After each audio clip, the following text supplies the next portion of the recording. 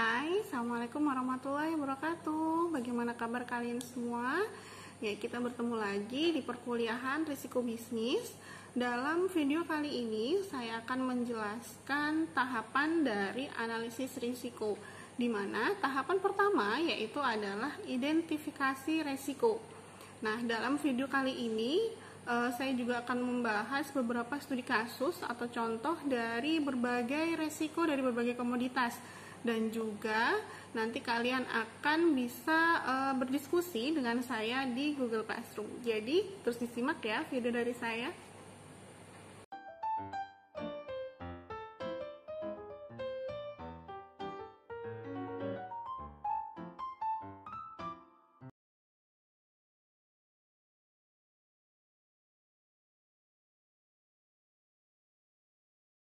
Dalam proses manajemen risiko, ada beberapa tahap yang harus kita lakukan. Yang pertama adalah penetapan konteksnya itu apa, jadi produknya apa atau perusahaannya apa, komoditasnya apa yang harus dipersiapkan. Kemudian yang kedua adalah identifikasi risiko. Mengidentifikasi, kemudian setelahnya analisis risiko. Setelah risiko tersebut dianalisis, ini harus dievaluasi. Nah, dari hasil evaluasi ini akan menjadikan panduan untuk penanganan risikonya harus seperti apa. Nah, dalam materi kali ini saya akan menjelaskan bagaimana identifikasi risiko.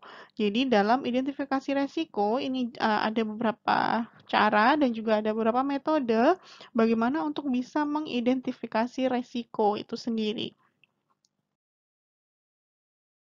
Yang sebelumnya sudah saya jelaskan, ada beberapa kategori dari risiko itu sendiri. Jadi seperti ada risiko keuangan, risiko strategis, kemudian risiko kepatuhan, risiko legal atau hukum, kemudian risiko fraud, risiko reputasi, dan juga risiko operasional. Jadi, pihak yang mengidentifikasi resiko ini harus tahu dulu apa saja sih maksud atau definisi dari berbagai kategori resiko. Jadi bisa kalian lihat di gambar, contohnya saja misalkan risiko reputasi. Risiko reputasi ini contohnya seperti menurunnya tingkat kepercayaan pemangku kepentingan. Ada juga misalkan contohnya di perusahaan ada ketidakpercayaan antara staf dan juga antara petingginya seperti itu. Kemudian adanya misalkan itu suatu produk, perusahaan tersebut menghasilkan produk tersebut sudah tidak dipercaya lagi oleh konsumennya. Nah, itu termasuk dari resiko reputasi. Kemudian resiko fraud. Resiko fraud ini adanya resiko kemungkinan resiko seperti korupsi, gitu. Jadi kecurangan dari pegawainya atau dari karyawannya, dari stafnya, yang itu bisa merugikan perusahaannya, seperti itu. Dalam klasifikasi kerugian, ini ada beberapa contoh. Yang pertama yaitu kerugian harta kekayaan. Nah, kerugian harta kekayaan ini contohnya ini bisa seperti kerugian yang bisa dihubungkan dengan biaya penggantian. Jadi karena ada bencana atau ada musibah sehingga harus ada harus ada renovasi, harus ada penggantian, harus ada reparasi yang harus dilakukan oleh perusahaan sehingga harus mengeluarkan biaya untuk bisa menciptakan kondisi yang normal kembali.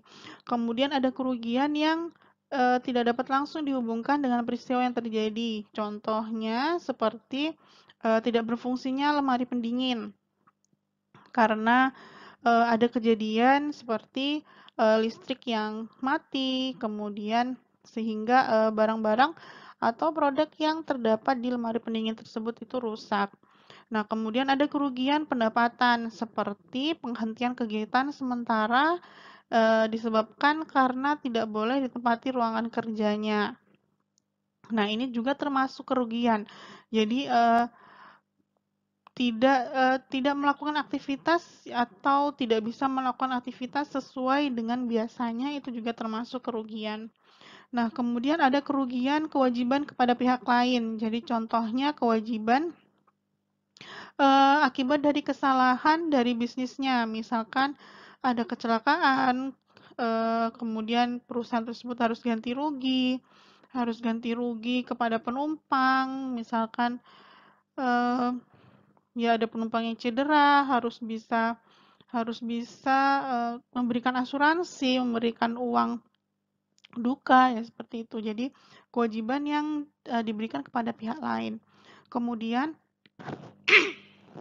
kemudian ada kerugian personil, di mana, peristiwa yang menimpa personil atau stafnya atau karyawannya, di mana, eee, seperti kondisi atau peristiwa kematian, kemudian cacat karena pekerjaan, kemudian karena sudah pensiun, itu juga termasuk dari kerugian personil. Jadi, beberapa tersebut yang sudah saya jelaskan itu termasuk dari klasifikasi kerugian.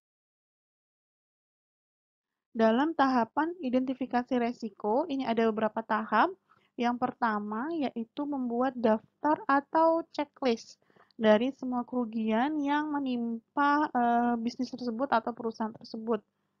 Kemudian yang kedua itu adalah mengestimasi resikonya. Jadi di antara beberapa resiko tersebut dilihat kemungkinan besar resikonya itu seberapa.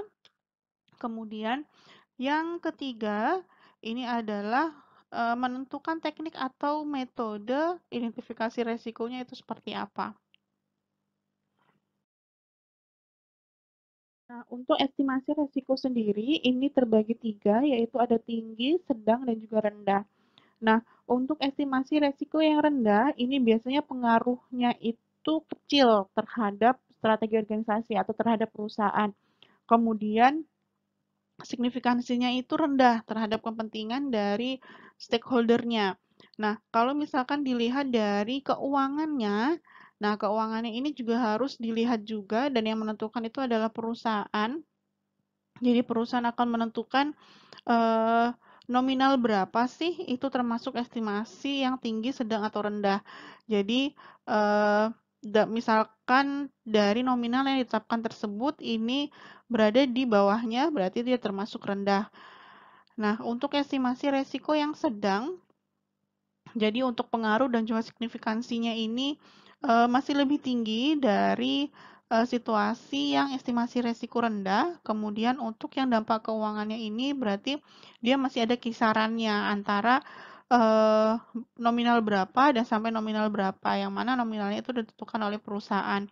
Nah, kalau tinggi, ini berarti pengaruh dan juga signifikansinya ini sangat tinggi terhadap perusahaan, baik itu terhadap strategi organisasinya ataupun kepentingan dari stakeholder-nya. Nah, untuk dampak keuangannya itu melebihi dari nominal yang sudah ditetapkan oleh perusahaan. Nah, ini dia beberapa metode yang bisa kita gunakan untuk mengidentifikasi resiko. Jadi, ada banyak sekali metode yang bisa kita gunakan, dan juga metode tersebut tidak hanya satu metode saja yang bisa digunakan, tapi kita juga bisa menggabungkan antara beberapa metode. Jadi, untuk datanya atau hasil evaluasinya nanti bisa lebih akurat. Nah, metode ini sebenarnya masih banyak lagi, ini hanya sebagian yang saya sampaikan atau yang saya jelaskan. Jadi bisa kalian lihat di gambar, ada metode kuesioner analisis risiko, kemudian ada metode laporan keuangan, ada metode flowchart, kemudian ada metode observasi, kemudian metode catatan statistik dari masa lalu, jadi seperti historinya, kemudian ada metode analisis lingkungan, jadi baik itu lingkungan eksternal dan juga internal.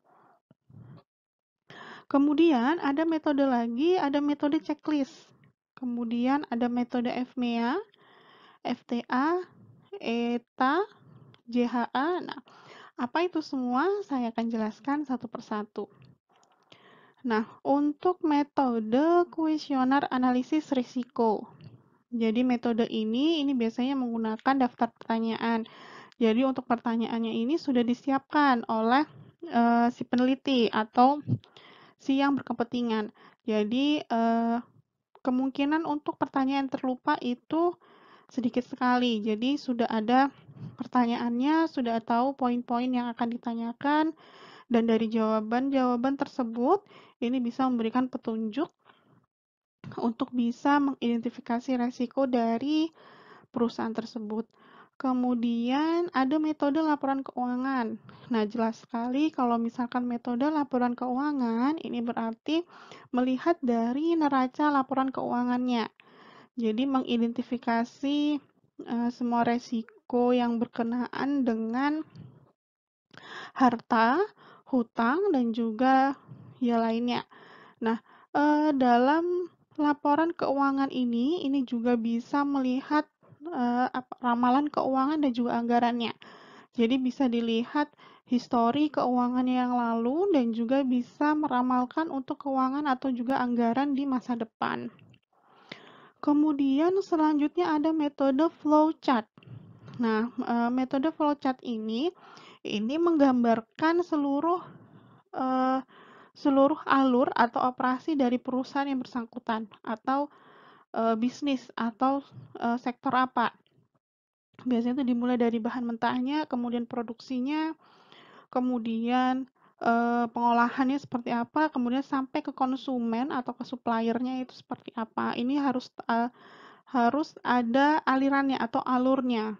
Jadi misalkan contohnya dari supplier, kemudian ke gudang, kemudian ke bagian produksi atau pabrik, kemudian masuk ke gudang barang jadi lagi, kemudian masuk ke supplier, kemudian ke konsumen. Nah, itu jadi di setiap aspek-aspeknya atau setiap operasi dari perusahaan tersebut atau poin-poinnya seperti supplier, gudang, kemudian pabrik, itu jadinya bisa tahu setiap poin itu ada risiko apa yang kemungkinan bisa terjadi atau sudah pernah ada risiko apa yang terjadi. Jadi lebih detail kalau untuk yang flowchart. Nah, di setiap tahap-tahapnya ini bisa kita identifikasi jadi lebih detail. Contohnya saja misalkan pada tahap supplier. Misalkan di tahap supplier ini ada risiko kenaikan harga, kemudian ada keterlambatan untuk distribusi. Nah, seperti itu. Jadi contohnya seperti itu tadi kalau untuk yang flowchart. Oke, next metode inspeksi langsung pada objek. Jadi ini biasanya langsung memeriksa ke tempat secara langsung, di mana misalkan di sebuah departemen atau divisi apa atau bidang apa. Jadi seperti observasi, seperti itu. Sama halnya dengan interaksi yang terencana dengan bagian-bagian perusahaan. Nah, metode ini sama, yaitu dengan mengadakan kunjungan ke departemen, bagian atau divisi tertentu di perusahaan untuk bisa mendapatkan pemahaman segala aktivitas mereka, kemudian potensi kerugian, potensi resiko yang terjadi. Jadi sama seperti observasi dan juga wawancara. Kemudian ada metode catatan statistik dari kerugian masa lalu. Nah, sama seperti histori ya, jadinya misalkan membuat catatan atau menganalisis statistik yang dibuat oleh perusahaan mengenai bermacam-macam kerugian yang pernah diderita atau dialami, kemudian dari hal tersebut bisa diketahui penyebabnya apa, kemudian lokasinya itu di mana, kemudian jumlah kerugian yang dialami, kemudian variabel-variabel risiko lainnya yang itu bisa diperhitungkan untuk upaya penanggulangan risiko. Kemudian metode analisis lingkungan. Lingkungan ini ada internal dan eksternal. Jadi ada juga seperti lingkungan ini konsumen, kemudian supplier, pesaing. Nah, itu kan juga termasuk lingkungan, termasuk juga peraturan, kebijakan, undang-undang yang dikeluarkan oleh pemerintah yang itu bisa mengikat perusahaan, itu juga termasuk lingkungan dari perusahaan. Nah, metode analisis lingkungan ini itu bisa dilihat kira-kira resiko yang bisa dialami oleh perusahaan. Jadi contohnya saja, kira-kira produk yang dihasilkan oleh suatu usaha ini atau perusahaan ini kira-kira didistribusikan itu langsung ke konsumen atau masih ke supplier ya, kayak gitu. Jadi resikonya apa kalau langsung ke konsumen, resikonya apa kalau masih ke supplier, seperti itu. Kemudian, nah konsumen dari produk ini siapa sih paling banyak? Nah, jadi bisa dilihat apa itu konsumennya lebih ke pemerintahan, kemudian atau konsumennya ini bisa ke keluarga dari staf perusahaannya saja atau seperti apa. Nah, ini bisa dianalisis dari lingkungan perusahaannya. Kemudian di sini ada metode what if atau checklist. Jadi ini lebih mengidentifikasikan bahaya potensial dari setiap tahapannya. Jadi biasanya ini karena sudah ada poin-poin yang harus ditanyakan. Ini biasanya menggunakan pihak ketiga. Jadi ada tim yang berpengalaman untuk bisa mengevaluasi dari risiko. Kemudian ada HAZOPS. Jadi ini biasanya digunakan untuk mengidentifikasi permasalahan, kemudian operasional proses yang itu bisa mempengaruhi efisiensi produksi dan juga keselamatan. Kemudian ada FMEA, Failure Mode and Effect Analysis. Jadi ini biasanya metode untuk mengidentifikasi resiko itu dengan menganalisis berbagai pertimbangan kesalahan dari sarana peralatan yang digunakan oleh perusahaan. Kemudian ada FTA atau Fault Tree Analysis.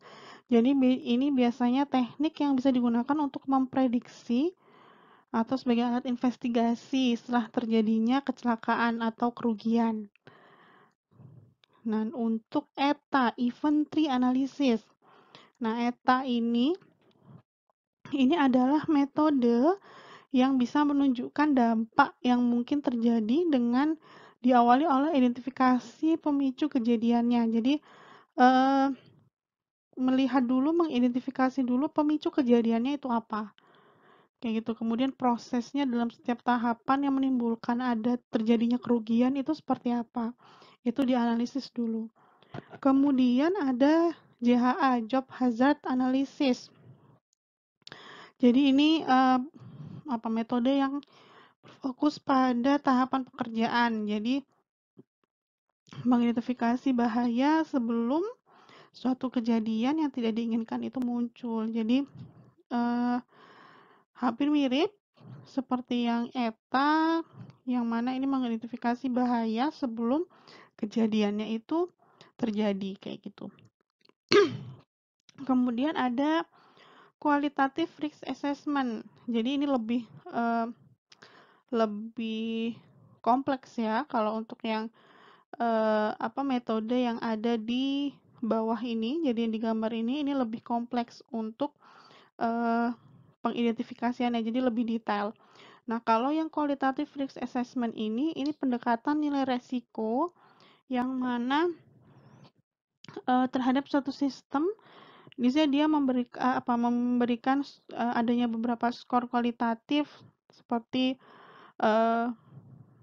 kuesioner, kemudian ada pertanyaan iya atau tidak, kemudian baik, buruk. Nah, ini biasanya pengujiannya itu menggunakan kualitatif. Ini yang kualitatif. Kemudian ada yang kuantitatif juga.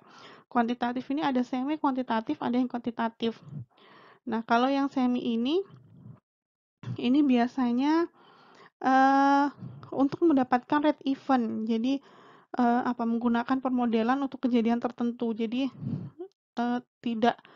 tidak semua resiko, jadi hanya satu kejadian tertentu. Kemudian kalau yang untuk kuantitatif risk assessment, ini penilaiannya penuh. Jadi tidak seperti yang sebelumnya tadi yang semi itu. Nah, kalau yang kuantitatif ini penilaiannya penuh dengan melakukan permodelan pada semua kejadian. Jadi bedanya kalau yang semi kuantitatif ini hanya terhadap kejadian tertentu. Kalau yang kuantitatif risk assessment ini biasanya permodelannya penilaiannya penuh pada semua kejadian sehingga kemungkinan dampak dari suatu kejadian itu bisa diketahui menyeluruh seperti itu. Dan setelah ini saya contohkan studi kasusnya. Ya, di sini saya contohkan studi kasus dari analisis resiko. Di sini ada contoh analisis resiko produksi ayam broiler, di mana peneliti ini menggunakan metode pengamatan secara langsung, wawancara, dan juga menganalisis laporan produksi. Nah, pada penelitian ini, dalam identifikasi, peneliti juga memahami tentang bagaimana persiapan kandangnya, kemudian kegiatan budidaya, dan juga pemanenan dari ayamnya itu seperti apa untuk bisa mengetahui resiko yang terjadi. Nah, hasil dari identifikasi resiko itu sendiri bisa kalian lihat di tabel. Nah, dalam kegiatan budidaya ayam broiler, untuk peternakan ini terdapat 7 kali budidaya atau 7 kali panen, di mana rentang waktunya ini sekitar rata-rata 25 hari. Dan juga hasil dari identifikasi ini mendapatkan hasil bahwa sumber resikonya itu ada 4. Yang pertama itu penyakit, yang mana itu ditimbulkan karena bakteri dan juga virus, yang mana biasanya karena perubahan musim.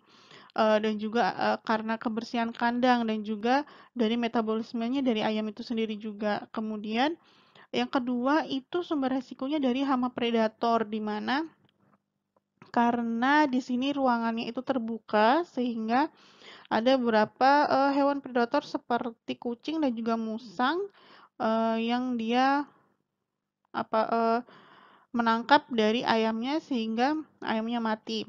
Dan juga peternaknya sendiri juga tidak bisa melakukan pengamatan secara langsung karena malam hari biasanya.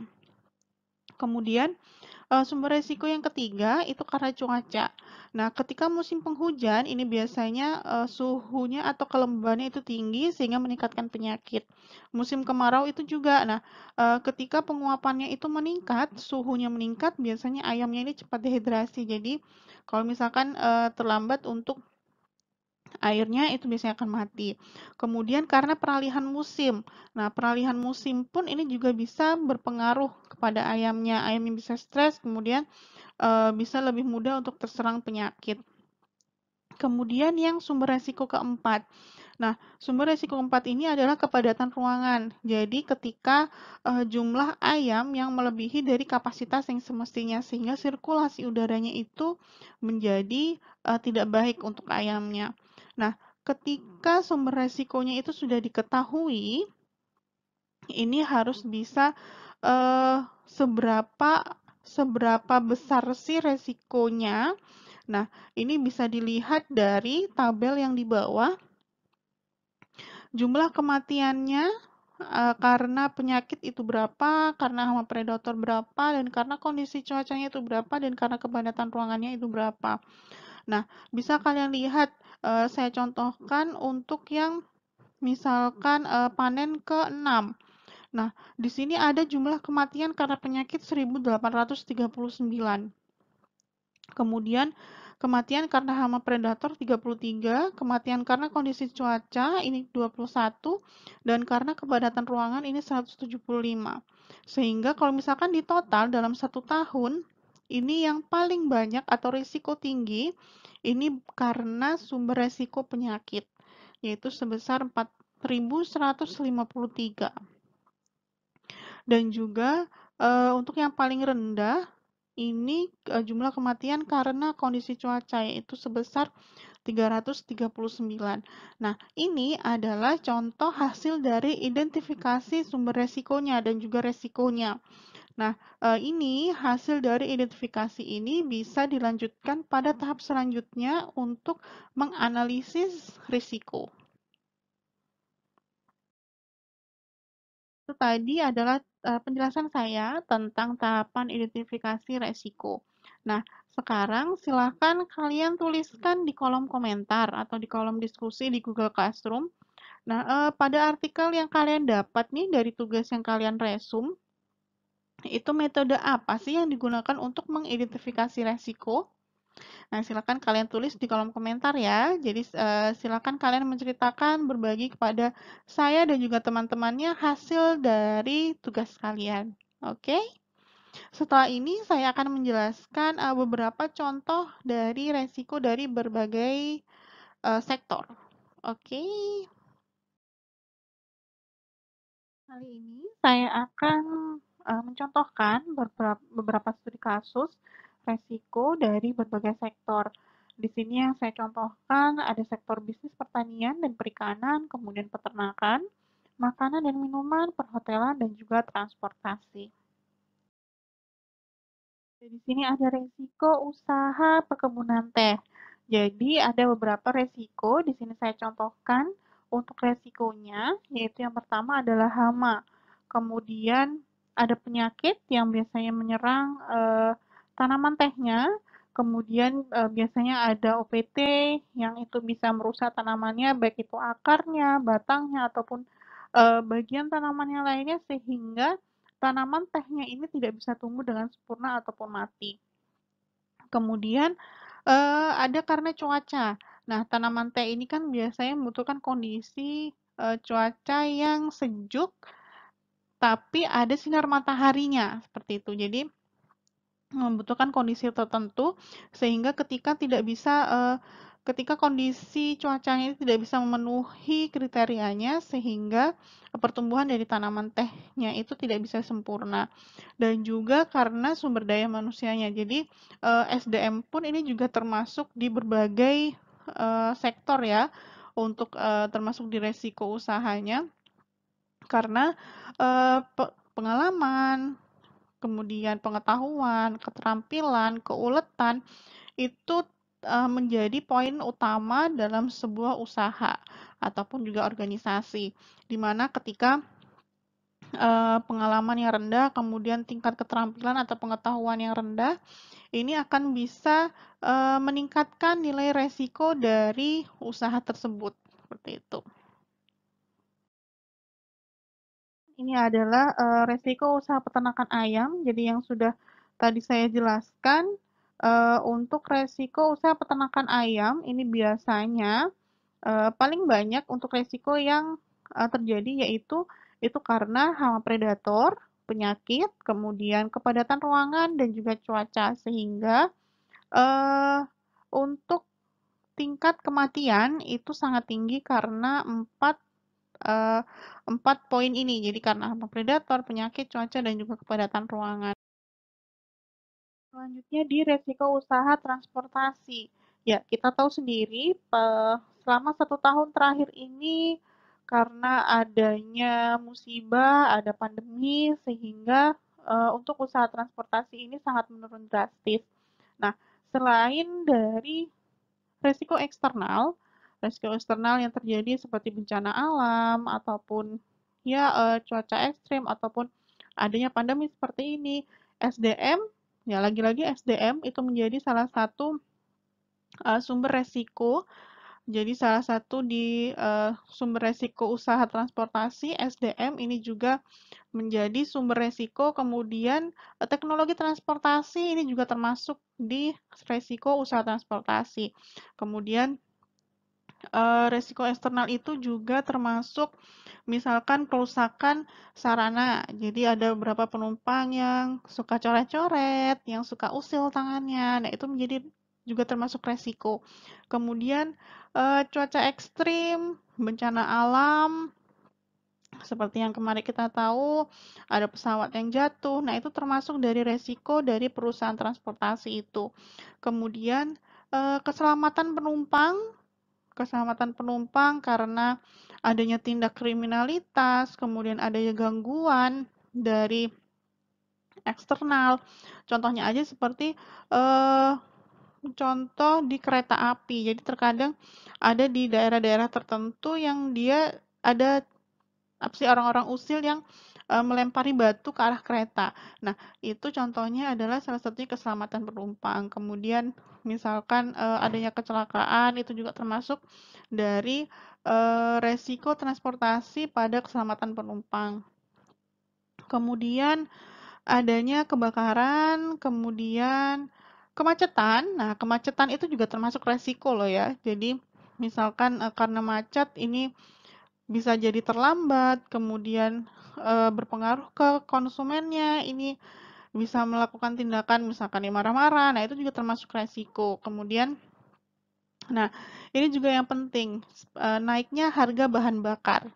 Naiknya harga bahan bakar yang mana akhirnya beresiko ke naiknya biaya transportasi, kemudian akan berakibat ke penurunannya konsumen. Nah, itu juga kan termasuk dalam resiko usaha transportasi. Selain itu juga ada perawatan dan juga peremajaan kendaraan. Karena ada teknologi yang semakin tinggi, teknologi transportasi, di mana perawatan dan juga peremajaan dari kendaraan ini harus tetap dilakukan oleh perusahaan. Dalam resiko usaha perhotelan. Nah, ini dalam beberapa bulan ini ya, dalam setahun ini untuk usaha perhotelan ini sangat jeblok sekali karena ada pandemi sehingga banyak hotel-hotel yang tutup, banyak hotel yang harus dialih fungsikan menjadi rumah sakit dadakan. Nah, ini menjadi salah satu resiko dari usaha perhotelan, di mana usaha perhotelan itu ada biaya tetap yang harus dibayarkan ketika tanpa ataupun ada pengunjung, seperti itu. Jadi, seperti ya gaji karyawannya, biaya pajak, maintenance-nya, itu menjadi biaya tetap dari hotel tersebut. Kemudian dari sisi pengunjung ini pun untuk hotel ini ada beberapa hari-hari tertentu atau momen-momen tertentu pengunjung itu tinggi. Ada juga beberapa momen atau beberapa hari yang itu pengunjungnya sepi. Sehingga ini menjadi resiko yang harus bisa ditanggulangi oleh usaha hotel. Nah, dari ramai atau tidak ramainya pengunjung ini akhirnya mengarah ke pendapatan dari usaha perhotelannya, di mana hotel ini pun harus bisa harus pasti setiap harinya atau secara rutinnya itu ada maintenance-nya, ada perbaikannya, ada renovasinya, baik itu ya peralatan yang digunakan, kemudian sarana dan prasarananya. Ini harus bisa difikirkan oleh usaha perhotelan saat ini, yang mana resikonya ini semakin tinggi. Kemudian resiko di usaha pertanian organik. Nah, di sini ada beberapa resiko yang terjadi pada usaha pertanian organik. Contohnya di sini pada penyediaan faktor input. Nah, itu apa saja sih resiko yang terjadi? Contohnya misalkan keterbatasan akses untuk mendapatkan pupuknya, kemudian keterbatasan stok benih organiknya, kemudian kualitas benihnya itu tidak bagus. Nah, kemudian ada penurunan kualitas lahan. Nah, itu juga termasuk di resiko penyediaan faktor input.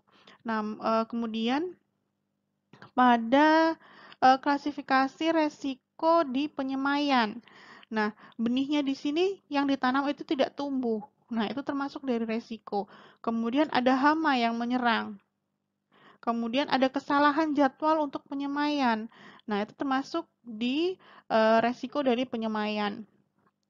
Kemudian selanjutnya di resiko penanaman dan juga pengendalian. Nah, apa saja yang termasuk di resiko tersebut? Jadi contohnya tingginya curah hujan. Tingginya curah hujan akhirnya merusak kualitas dari tanaman tersebut. Kemudian misalkan lahannya rusak, misalkan menggunakan greenhouse, bangunan greenhouse-nya ini rusak. Kemudian munculnya hama. Nah, itu termasuk di resiko di penanaman dan juga pengendalian. Kemudian resiko di faktor panen, di aspek panen. Nah, adanya kesalahan prosedur panen sehingga sayurnya di sini kualitasnya rusak atau ada daun yang rusak sehingga ini tidak bisa dijual. Nah, itu termasuk resiko. Kemudian tercemarnya air. Tercemarnya air ketika mencuci hasil sayurannya. Nah, sehingga di sini kualitasnya akan jadi buruk. Kemudian contoh di resiko usaha pertanian di aspek pengemasan. Nah, bisa saja pada aspek pengemasan di sini pengemasannya ini tidak sesuai dengan SOP sehingga sayurnya di sini kualitasnya ini jelek. Kemudian peralatan yang digunakan untuk pengemasan di sini rusak. Nah, itu juga termasuk resiko. Kemudian pada aspek pelaporan, di sini ada kesalahan ketika pencatatan antara pesanan dan juga stoknya. Kemudian ada kesalahan harga. Nah, ini akhirnya akan membuat kerugian pada perusahaannya. Kemudian pada aspek distribusi. Contohnya misalkan mesin mobilnya yang rusak sehingga mogok, kemudian distribusinya terhambat.